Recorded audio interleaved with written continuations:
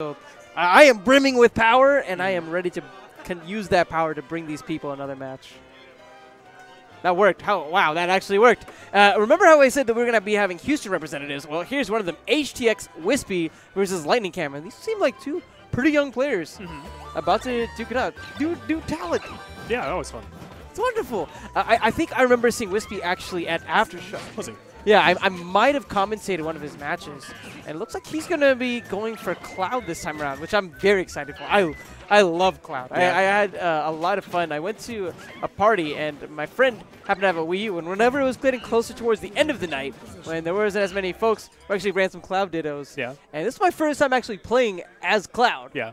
So much fun. Oh my god, so much fun. The versatility that you get whenever you land one of those falling up airs, so good. Yes, very good combo. Good.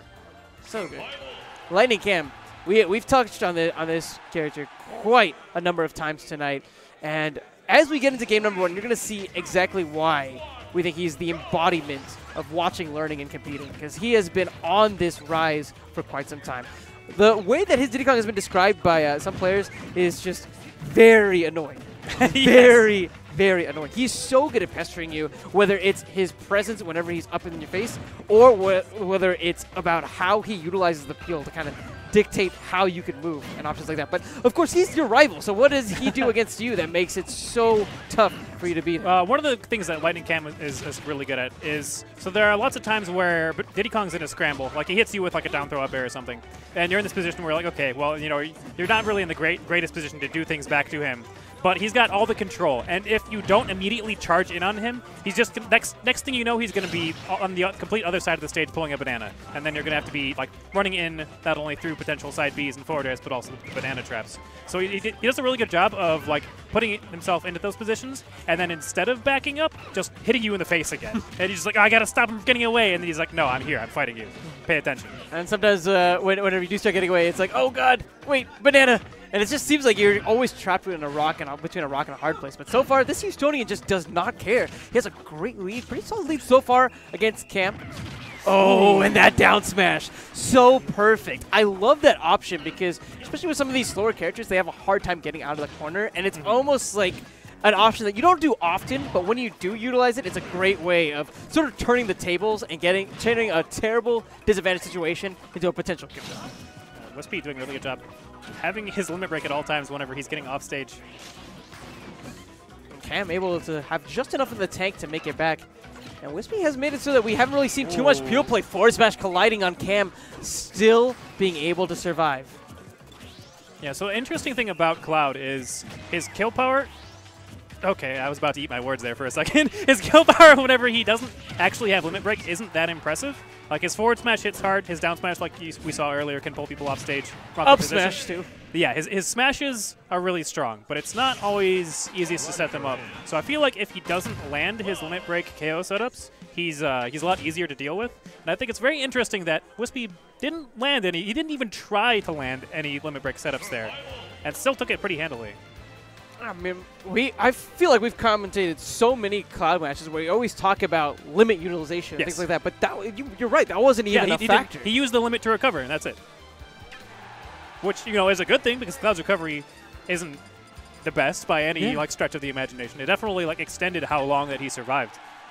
But yeah, most of the time, like whenever I was playing Cloud personally, it was very, very difficult to like call out when to be trying to use the smashes to get the KOs. And Whispy has been doing an extremely good job of doing that. So whenever we look at Cam once again, what is he failing to really do? So I feel like he's not. His control hasn't been great. The fact that he's been going in for more like a brawler style rather than the defensive bananas, I feel like is backfiring a little bit. And he has not taken advantage of Cloud's recovery yet. I mean, a couple of the times where Whispy was off stage, he did have limit, like we said. But without the limit, Cloud's recovery is extremely gimpable. And that's a downside that we haven't seen Cam take advantage of yet. Very fragile recovery. We'd love to go and see Cam potentially challenge a bit more off stage. So far, staying into that shield. But that's the thing about that limit broken cross slash. Cross slash. Sorry, words aren't. That limit broken cross slash. It's just so hard to punish. Yeah, it's extremely safe. Yeah, it loses some of the KO power that finishing touch has, but makes up for that by being not only not as unsafe. Ooh, the side B kind of a bad call by Whispy trying to challenge at the wrong time. But yeah, the down B is actually very, very punishable if you do miss with it. But side B, on the other hand, extremely safe. Whispy's been forcing Cam off stage so consistently. I love his utilization of grab. Because he doesn't really allow Cam to be in one of those two situations we talked about at the very beginning of the match, right?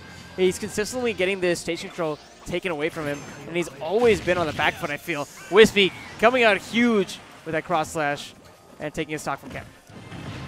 Yep. Good position for Cam, though. Got Cloud up in the air. I think that felt that was a little too wild, a little bit too, swinging a little too hard for the fences there. Okay, Cam has kind of caught on to that, though. The fact that Whispy does like to try and challenge landings with the charge smashes, and been doing a very, very good job of just looking at it and just kind of slowly drifting away, landing safely. Woo. Oh, so close. If Whispy had maybe waited a fraction of a second, he could have potentially gotten that upset. Yeah, it was a pretty good call out. Okay, good job dropping low, avoiding the back air. Cam is close. Ooh. It's going to be a matter of whether or not he can find his feet back onto the stage itself. He's burned his double jump, but a great shield there. Able to avoid the brunt of that attack. Yeah, this is going to be kind of an uphill fight for Whispy now. He's got his limit break is extremely, the meter is extremely low. He can't really be taking too much damage to charge it, which means he's either got to be doing a lot of damage to Cam or having a lot of time. Those throws, though, will push him off stage for long enough to get a pretty good charge. Ooh, back air, and it's going to be giving Whispy plenty of time to charge. Whoa! No. The DBZ moment! I'm pretty sure he didn't mean to make it happen like that, but yeah, that would have been an insane finish if Cam had come out on top. But even regardless, yeah, that was a crazy set. That was a crazy set. Yeah, it was pretty crazy. I'm just gonna watch the hype cam. Yeah, one more I was time. gonna.